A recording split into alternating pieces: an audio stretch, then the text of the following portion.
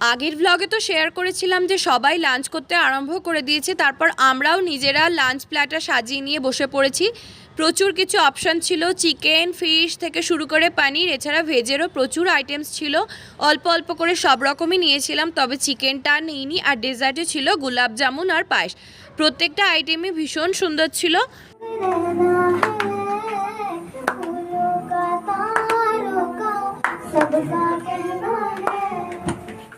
খাওয়া দাওয়ার পর্ব শেষ করে নিয়ে মিশিকাকে ডেডিকেট করে মায়রার এমন সুন্দর সুন্দর গান দিয়ে আজকের অনুষ্ঠান পর্ব প্রায় শেষের মুখে।